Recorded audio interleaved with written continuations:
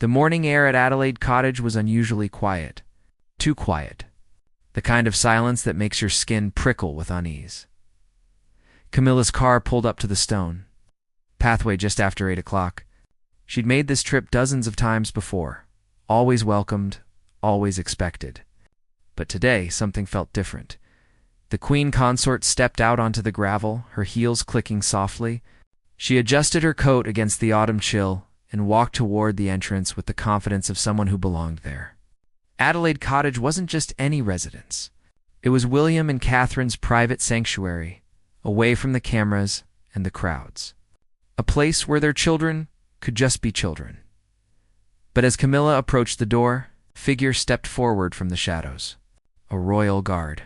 Tall, unmoving, his expression carved from stone. "Ma'am," he said, his voice firm but respectful.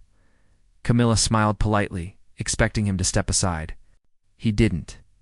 "I'm here to see the princess," she said, her tone casual but tinged with authority. The guard's jaw tightened. His eyes didn't waver. "I'm afraid that won't be possible, ma'am." The words hung in the air like frost. Camilla blinked. "I beg your pardon?" "The princess is sleeping, ma'am," the guard replied, his voice steady. She left strict instructions. No visitors. For a moment, Camilla stood frozen. This had never happened before. She was family. She was the queen consort. Doors opened for her. They always had, but this door remained closed. "I'm sure she didn't mean me," Camilla said, forcing a light laugh. "I'm not a visitor." "I'm with respect, ma'am," the guard interrupted gently. "My orders were clear." Behind him, the cottage sat silent. The curtains were drawn. No movement. No sound. Just the wind rustling through the trees. Camilla felt heat rising to her cheeks. Embarrassment? Anger? She wasn't sure. But she knew one thing: this wasn't an accident. This was intentional. If you're enjoying this story, hit that subscribe button. You won't want to miss what happens next. She took a breath, trying to maintain composure. When did she give these instructions? "Last night, ma'am." Last night. That meant Catherine knew Camilla was coming. She knew, and she chose to close the door anyway. The guard remained still. A living wall between Camilla and whatever truth lay inside that cottage. "Is everything all right?" Camilla asked, her voice softer now. "Is she well?" The guard's expression didn't change. "The princess requested privacy, ma'am. That's all I can say." Camilla glanced past him, toward the windows. She thought she saw a curtain move, just slightly. Or maybe it was her imagination. Maybe no one was watching at all. But deep down, she knew better. Someone was inside. Someone was awake. And someone had made the decision that Camilla was not welcome. The realization settled over her like a cold blanket. This wasn't about rest. This wasn't about timing. This was a message. "I see," Camilla said quietly. She turned slowly, her mind racing. What had changed? What had she missed? Just days ago, everything seemed fine. The family photos, the public appearances, the carefully crafted smiles. But behind those smiles, something had been brewing. Something she hadn't seen coming as she walked back to her car. The guard remained at his post, silent and unmovable. Camilla slid into the back seat and closed the door. Her driver glanced at her in the rearview mirror, unsure whether to speak. She didn't say a word. She just stared out the window as the car pulled away from Adelaide Cottage. And in that moment, she realized something chilling. This wasn't just about a closed door. This was the beginning of a divide that could change the royal family forever. Asterisk, the car ride back to Clarence's house felt longer than usual.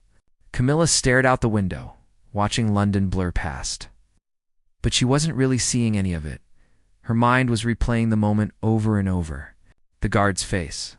His words. The finality in his voice. "The princess is sleeping, ma'am." It sounded so simple. So innocent. But Camilla knew better. She'd been in the royal family long enough to understand that nothing was ever simple. Every gesture meant something. Every word carried weight. And that closed door, that carried the weight of a mountain. When she arrived home, Charles was in his study, reviewing papers. He looked up as she entered, immediately noticing the tension in her face. "How did it go?" he asked. Camilla set her purse down carefully. "I didn't see her." Charles frowned. What do you mean? "I mean, I was turned away. At the door. By a guard." The words came out sharper than she intended. Charles set his papers aside, giving her his full attention now. "Turned away.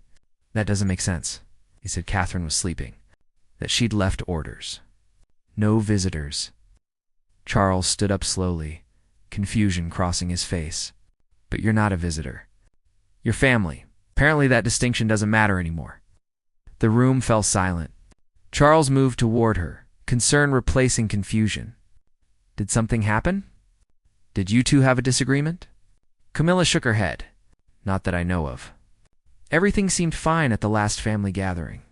We barely spoke, but that's not unusual. She's always been polite." "Polite," Charles repeated, catching the subtle emphasis. "Yes, polite. Never warm. Never close. But never hostile either."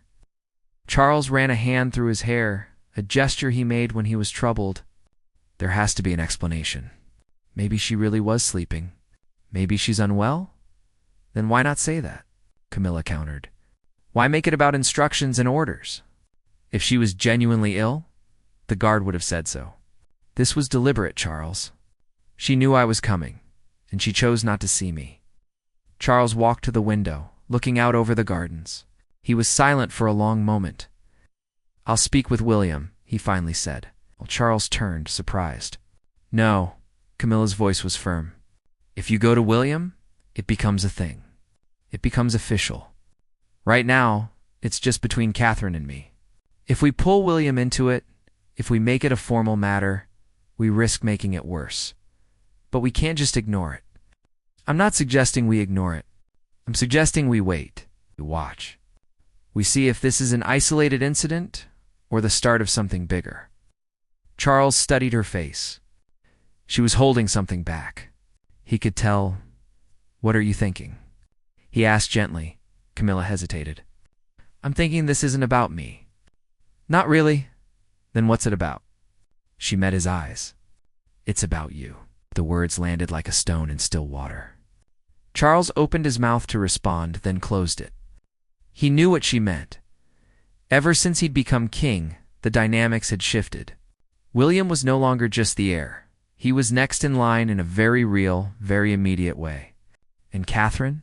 She was the future queen. She had influence now. Power, and power changed people. "Do you think she's asserting herself?" Charles said slowly. "Think she's drawing lines?" Camilla replied. "I think she's making it clear who belongs in her inner circle and who doesn't.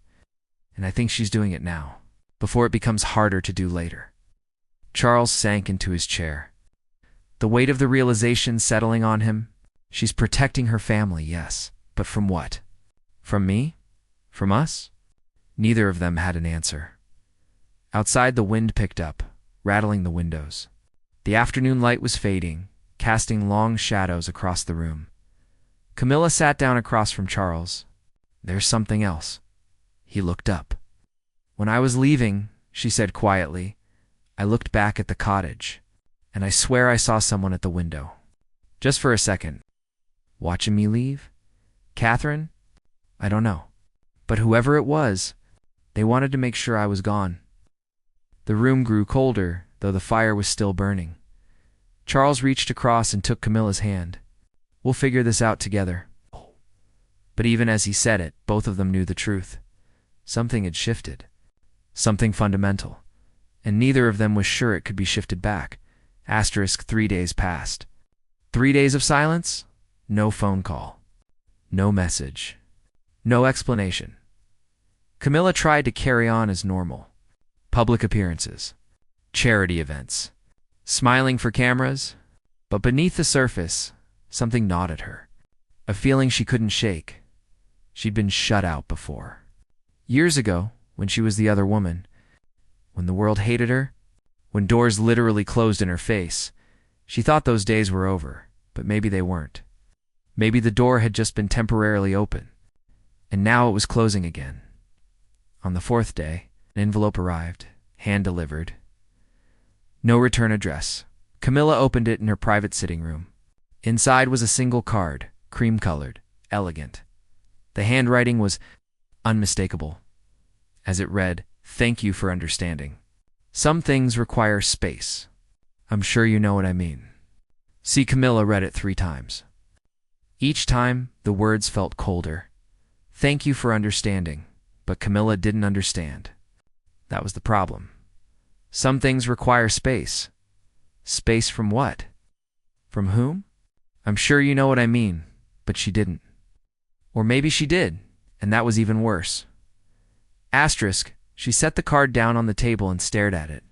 It sat there like a small white flag. But was it surrender or a warning? That evening, there was a small family dinner. Nothing formal. Just Charles, Camilla, and a few close relatives. William and Catherine weren't expected to attend. A protocol meant they were invited. They didn't come. No surprise there. But what did surprise Camilla was the whisper she overheard in the corridor afterward. 2 staff members, talking in low voices. They didn't see her standing in the shadowed doorway. Did you hear what happened at Adelaide Cottage? The Queen Consort. Yes, everyone's talking about it. I heard the princess personally instructed the guard not to let her in. Said it was non-negotiable. That takes nerve. I mean, she's the Queen Consort. Well, Catherine's going to be queen one day too. Maybe she's just making that clear. Camilla's breath caught. She stepped back, pressing herself against the wall. Her heart hammered in her chest. Everyone was talking about it. The humiliation wasn't just private. It was spreading. Quietly, carefully, but spreading nonetheless. She composed herself and walked past the staff members as if she'd heard nothing. They startled, bowing quickly, their faces flushing. But the damage was done. Later that night, Camilla sat alone in her room. The card from Catherine was still on her desk. She picked it up again, turning it over in her hands. She thought about calling Catherine, demanding answers. But what would that accomplish? It would make her look desperate, weak. No. If Catherine wanted space, Camilla would give her space. But she would also watch. Carefully. The next morning, news broke of a surprise appearance by William and Catherine at a children's hospital. The photos were everywhere. Catherine, radiant and smiling, holding a young patient's hand. William, warm and engaged, laughing with the staff. They looked perfect, united, strong, and notably absent from the coverage. Any mention of Charles or Camilla? It wasn't an accident. These things never were. Camilla showed the article to Charles over breakfast. He read it in silence, his jaw tightening. "They're making a statement," he said quietly. "Yes, and everyone's hearing it." Charles set the paper down. "I need to talk to William." "He won't talk," Camilla said. "Not really. He'll be polite.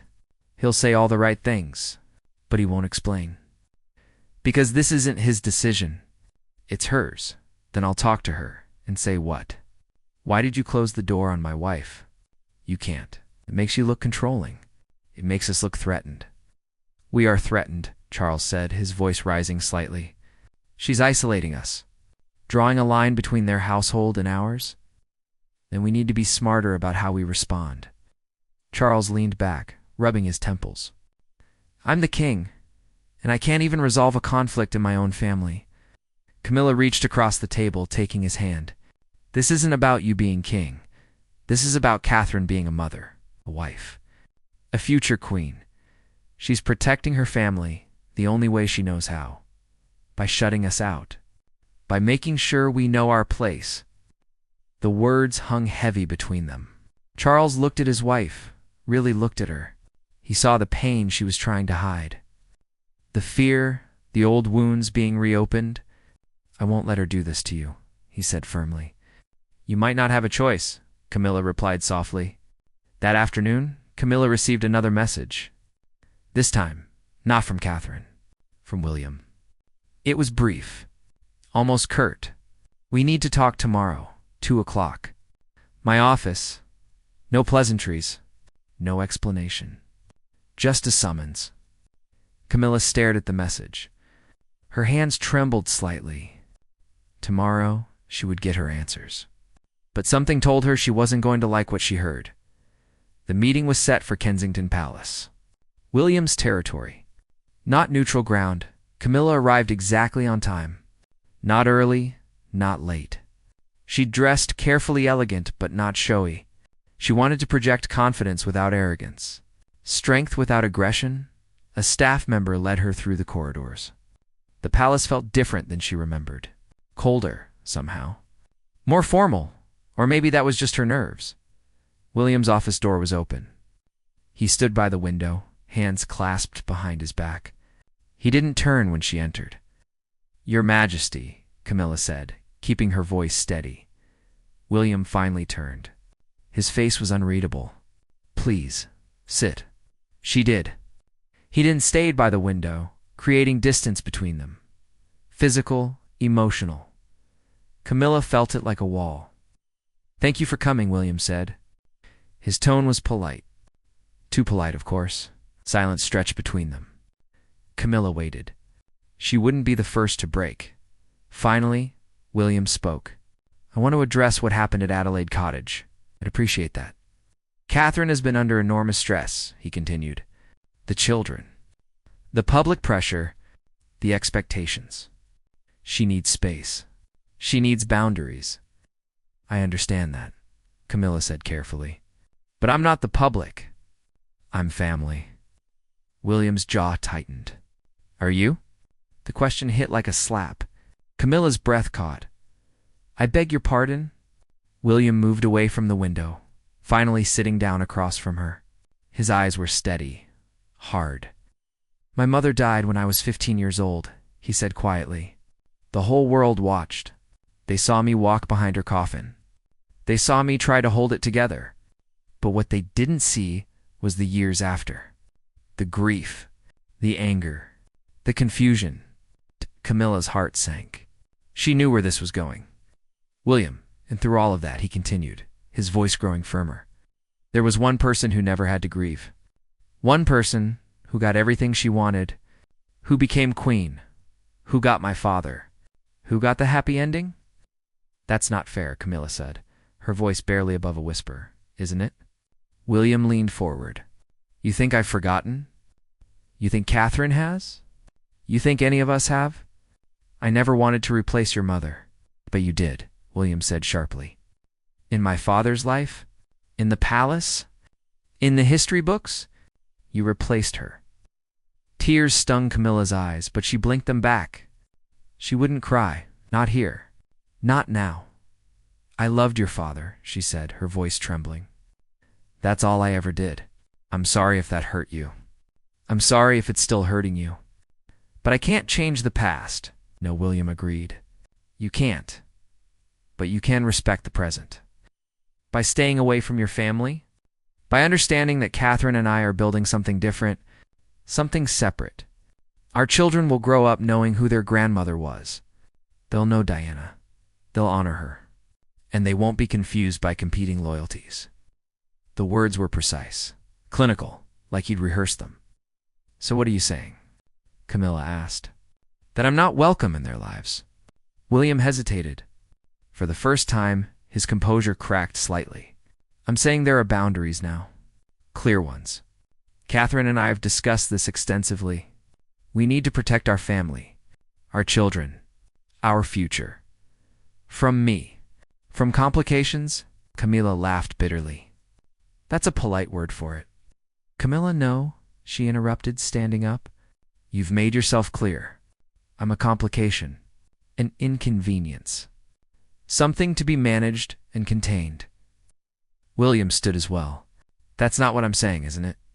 You're drawing a line, William. You and Catherine. You're saying I'm on one side and you're on the other. And that line? It's the same line the world drew 25 years ago. The same line that made me the villain. I thought we'd moved past that. I thought you'd moved past that." "I have," William said, but his voice lacked conviction. "Have you? Because from where I'm standing, it feels like I'm right back where I started. Shut out, judged, condemned, only this time it's not the press doing it. It's you." The words hung in the air, sharp and painful. William's face softened slightly. "I don't hate you, Camilla. I never have. But you don't accept me either." He didn't answer. He didn't have to. Camilla picked up her purse, her hands shaking. Tell Catherine the First received her message loud and clear. I'll stay away from Adelaide Cottage. I'll stay away from your children. I'll stay away from your life. Is that enough space? Or do you need more? Camilla, please. I hope you're happy with your decision, William. I really do. Because once you draw lines like this, they're very hard to erase. She walked to the door, then paused. Without turning back, she spoke one last time. Your mother would have wanted better for you than this. She would have wanted you to be kinder, to forgive, to move forward. Don't, William said, his voice breaking slightly. Don't talk about my mother. Someone needs to, Camilla said softly. Because I don't think you really know what she would have wanted. You only know what you think she would have wanted. And there's a difference. She left before he could respond. The corridor felt impossibly long. Her heels echoed off the marble floors. She kept her head high, her shoulders back, but inside, she was falling apart. Camilla didn't go straight home. She couldn't, not yet.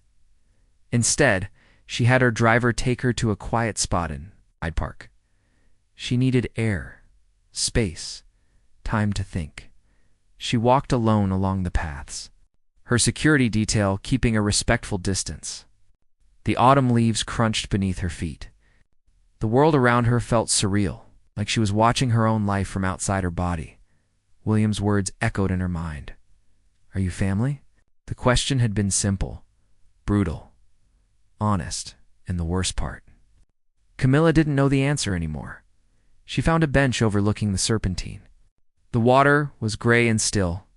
A few ducks paddled by, oblivious to everything. She sat down heavily, suddenly exhausted. The weight of decades pressed down on her shoulders. She'd fought so hard for acceptance. For years, she'd endured the hatred, the headlines, the comparisons to Diana, the labels homewrecker, mistress. The other woman, she'd thought that when she married Charles, when she became queen consort, all of that would finally be behind her, but it wasn't. It would never be, because the royal family didn't forget. And they didn't forgive. Her phone buzzed. Charles *, where are you? His message read, are you all right? She typed back, I'm fine. Need some time. I'll be home soon. But she wasn't fine. She was anything but fine. Another message came through, this time from an unknown number. She almost ignored it, but something made her open it. I heard what happened. I'm sorry. See, Catherine? Camilla stared at the screen. Sorry? Sorry for what, exactly? For shutting the door? For turning William against her? For making her feel like an outsider in her own family? Or was it genuine? A moment of conscience? A crack in the armor? Camilla's fingers hovered over the keyboard. She could respond. She could say something cutting, something honest, something that might make Catherine understand the pain she'd caused. But instead, she deleted the message. She didn't need Catherine's pity. She didn't need her guilt. She needed respect, and that, apparently, was something she would never get. As the sun began to set, Camilla finally stood up. She walked slowly back to where her car was waiting. When she arrived home, Charles was waiting in the drawing room. He stood as soon as she entered, his face tight with worry. What happened? He asked immediately. Camilla removed her coat, taking her time. She needed to find the right words. William made it clear, she finally said. We're not welcome in their lives. Not really. We're tolerated. We're managed. But we're not family. Charles's face darkened. He said that. Not in those exact words. But the meaning was clear enough. Charles began to pace, anger radiating from him. This is unacceptable. I'm the king. I won't have my wife treated like what? Camilla interrupted. Like an outsider? Like someone who doesn't belong? Charles, I've been treated like that for 30 years. This isn't new. It's just more official now. I'll talk to him. I'll make him understand. No, Camilla said firmly. You won't. If you intervene, it becomes about power, about authority, about you forcing your son to accept me. And that will only make things worse. "So what do we do?" Charles asked, his voice breaking slightly. "Just accept it. Just let them push you away?" Camilla moved to him, taking his hands. "We do what we've always done. We carry on. We do our duty. We smile for the cameras. And we accept that some doors will never fully open for us." "It's not right." "No," Camilla agreed. "It's not. But it's reality." Charles pulled her into an embrace, holding her tightly. She let herself sink into him, finally allowing the tears to come. They stood like that for a long time, two people holding each other up against a world that still didn't fully accept them. Later that night, as Camilla prepared for bed, she looked at herself in the mirror. The woman staring back at her looked tired, older, worn down by decades of fighting. But she was still here, still standing, and maybe that was enough. She thought about Diana, the ghost that would never fully leave. The woman whose memory would always be more beloved, more perfect than Camilla could ever be. She wondered what Diana would think if she could see all of this. Would she be satisfied? Would she feel vindicated? Or would she be sad that her sons were still, even now, unable to move forward? Camilla would never know. But she did know one thing. She was tired. Tired of fighting. Tired of proving herself. Tired of hoping that one day she might be enough. As she climbed into bed, Charles was already asleep.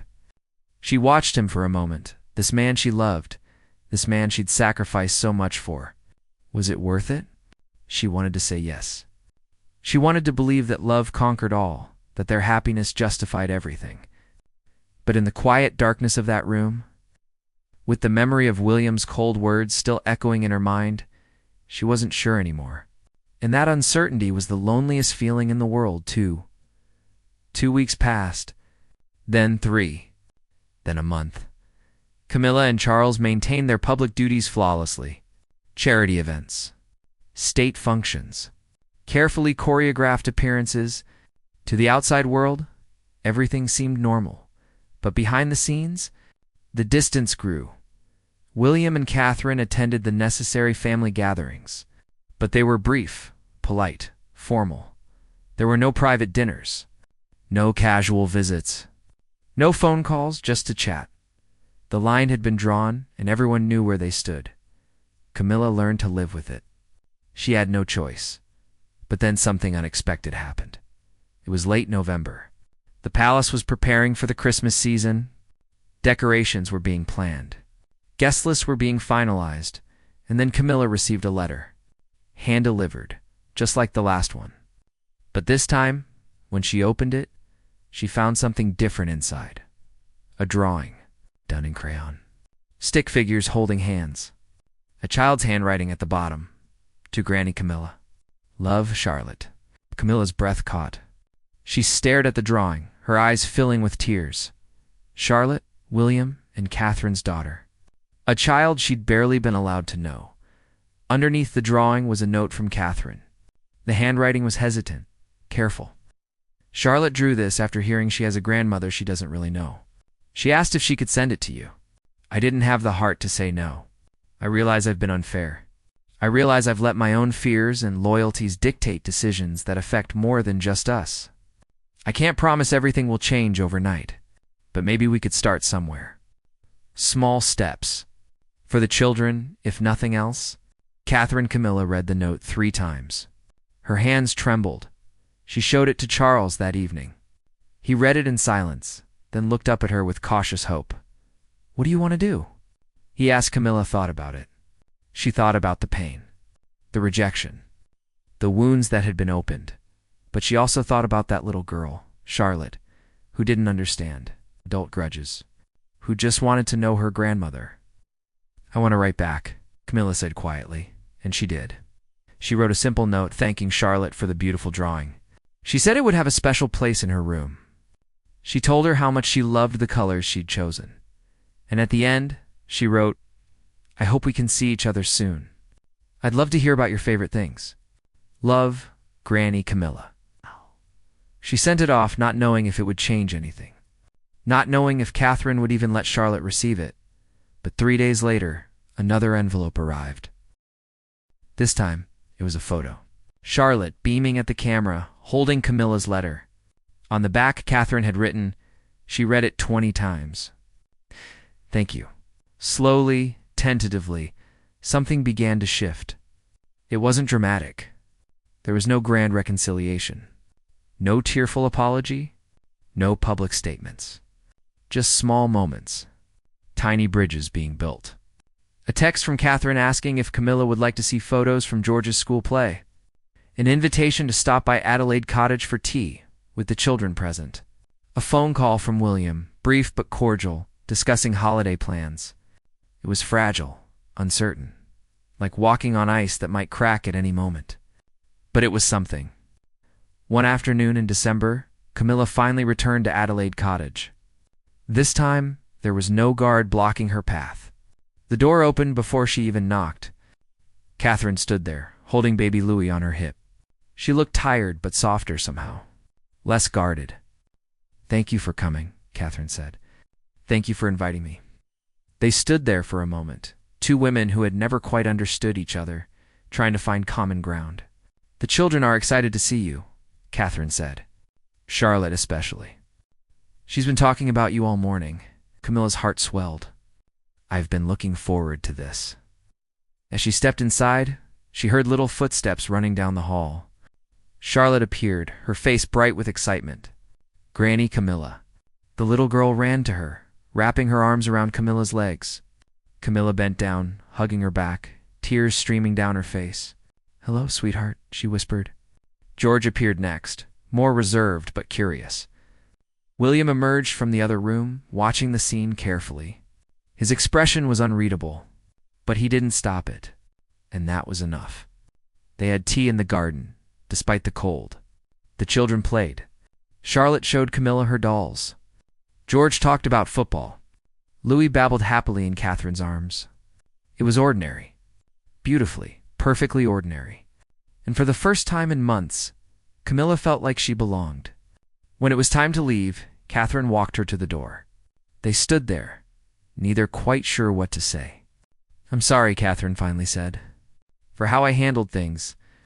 I was protecting my family, but I did it poorly. I hurt you. That wasn't right. Camilla nodded slowly. I understand why you did it. I may not agree with all of it, but I understand. Can we try again? Catherine asked. Start over. Camilla smiled sadly. We can't start over. Too much has happened. But maybe we can start from here. Move forward. I'd like that. But they didn't hug. They weren't there yet. But they shook hands. And in that gesture, there was respect, understanding, a fragile truce. As Camilla's car pulled away, she looked back at the cottage. Catherine stood in the doorway, waving. Charlotte was beside her, jumping up and down enthusiastically. And in the window, barely visible, was William. Watching, Camilla didn't know what the future held. She didn't know if this peace would last. Families were complicated. Royal families, even more so. But for now, the door was open. And that was a start. As they drove through the gates, Camilla realized something. She'd spent decades trying to prove she belonged. Trying to earn her place, trying to be accepted, but maybe belonging wasn't something you could force. Maybe it was something that grew slowly, quietly, in unexpected moments. In a child's drawing, in a sincere apology, in a willingness to try. It wasn't a perfect ending. It wasn't the fairy tale she'd once imagined. But it was real, and maybe that was better. The car turned onto the main road and Adelaide Cottage disappeared from view. But this time, Camilla knew she could come back, and that made all the difference.